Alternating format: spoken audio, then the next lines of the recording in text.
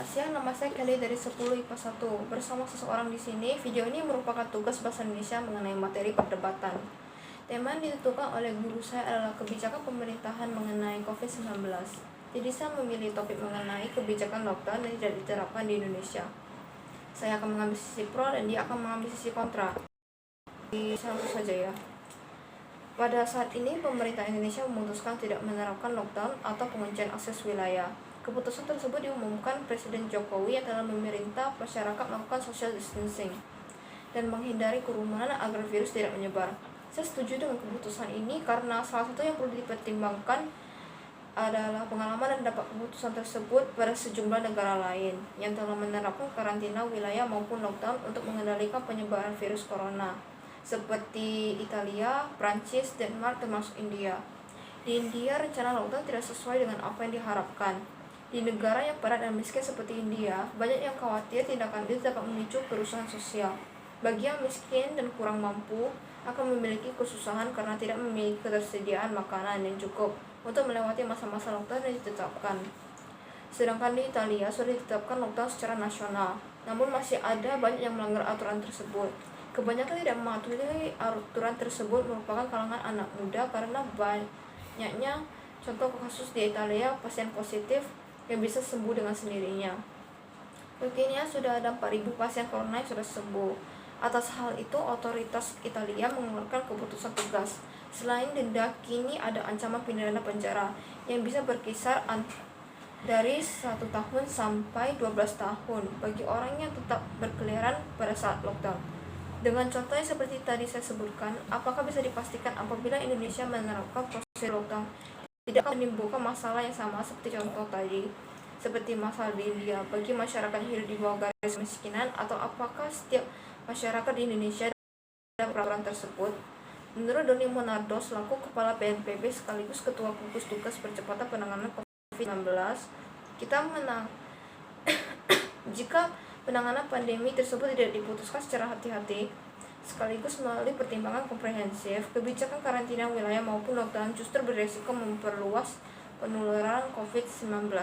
Sekian dari saya. Iya, saya setuju. Pada beberapa negara lockdown dapat menyebabkan masalah yang tidak dikehendaki oleh pemerintah dan masyarakat.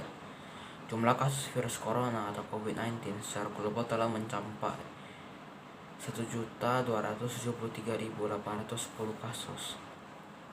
Hari Senin tanggal 6 April 2020 pukul 11.15 waktu Indonesia Barat, dari total itu 69.459 orang telah meninggal dan 264.761 orang sembuh. Menurut Worldometers, sebagian besar kasus itu sudah dapat di Amerika Serikat dan beberapa negara Eropa. Untuk mencegah peningkatan jumlah kasus akibat virus asal Wuhan, Cina, banyak negara telah menerapkan penguncian atau lockdown. Upaya ini banyak diterapkan karena sebelumnya telah terbukti cukup membantu menekan penyebaran wabah di Cina. Beberapa negara yang sudah melakukan lockdown diantaranya yaitu negara-negara Eropa seperti Prancis, Spanyol, Italia, dan Inggris. Bahkan menurut peneliti, akibat langkah penguncian ketat itu setidaknya ada 110.000 nyawa di seluruh Eropa telah diselamatkan, meskipun sejauh ini lebih dari 25.000 orang telah meninggal di Eropa akibat COVID-19. Hasil simulasi juga menunjukkan bahwa tanpa langkah-langkah ketat yang telah ditetapkan, jutaan Eropa dapat terinfeksi.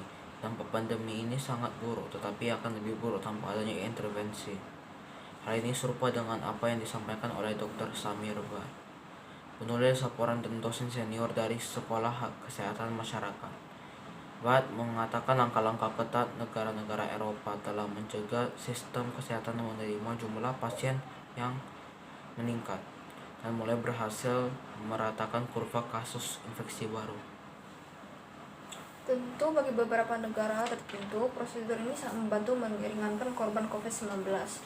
Ketika negara-negara di seluruh dunia mencoba menahan penyebaran virus corona, negara berkembang dihadapi dengan masalah yang lebih besar dari negara-negara maju. Menurutmu bagaimana masyarakat menengah ke bawah dapat melewati masa periode lockdown tanpa fasilitas dan ketersediaan pangan yang cukup?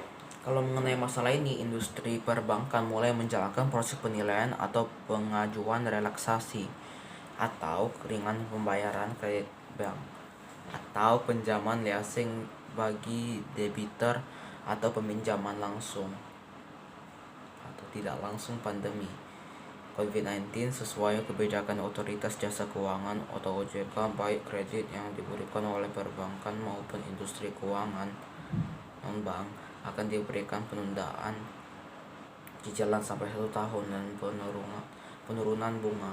Pengajuannya pun dapat dilakukan via telepon sehingga tak ada kontak tatap muka antara debitur dan petugas. Kalau untuk fasilitas kesehatan, pemerintah telah menyediakan rumah sakit khusus COVID-19 di Pulau Galang, Batam, yang beroperasi mulai dari tanggal 6 April 2020. Dirjen Perdagangan Dalam Negeri Kementerian Perdagangan Suhanto menyatakan pemerintahan pusat berkomitmen menyediakan bahan pokok yang ada di Indonesia dalam kondisi normal, baik itu bawang putih hingga gula pasir, meskipun lanjutnya Indonesia telah dilanda wabah corona. Masyarakat di wilayah yang berlakunya lockdown tidak dapat lagi keluar dari rumah dan berkumpul. Sementara semua transportasi, sekolah, dan kegiatan perkantoran dinonaktifkan. Diterapkan pembelajaran di rumah dan ibadah dianjurkan di dalam rumah saja. Daripada lockdown, physical distancing lebih dianjurkan karena menurut mantan wali kota Solo, tidak semua negara cocok dengan opsi lockdown, termasuk Indonesia. Lebih lanjut, Jokowi mengatakan bahwa dampak virus corona terhadap perekonomian tanah air pasti sangat mengganggu. Dengan tutupnya berbagai tempat hiburan, perkantoran, dan tempat lain di masyarakat kalangan bawah akan semakin susah. Oleh karena itu, kesempatan ini dia menginstruksikan kepada seluruh kepala daerah untuk menyiapkan bantuan sosial yang bisa disalurkan kepada masyarakat yang terdampak. Menurutnya, ini sangat penting agar daya beli masyarakat terjaga dan perekonomian bisa tetap berjalan. Jumlah penduduk miskin di Indonesia berdasarkan data Badan Pusat Statistik BPS saat Maret 2019 tercatat 25,14 juta jiwa atau 9,14% dari total 260 juta penduduk Indonesia. Walaupun ada fasilitas dan pasokan makanan, apakah fasilitas itu dapat menampung semua yang terjangkit penyakitnya? Dan apakah pasokan makanan tersebut cukup untuk seluruh masyarakat di Indonesia? Dan dari itu saya simpulkan, jadi secara kesimpulan, lockdown bukan merupakan sesuatu yang diharuskan, namun physical distancing lebih dianjurkan. Walau lockdown tidak diterapkan, bukan berarti masyarakat boleh keluar tanpa kepentingan tertentu. Apabila masyarakat tidak memiliki kepentingan di luar, dianjurkan untuk tetap di rumah. Pemerintah sudah mencoba sebisa mungkin untuk memilih pilihan terbaik, dan sebagai warga negara Indonesia, kita juga bertanggung jawab untuk mencegah penyebaran COVID-19 dengan meningkatkan kesadaran masyarakat dan praktik social distancing. Dan terima kasih untuk mendengarkan.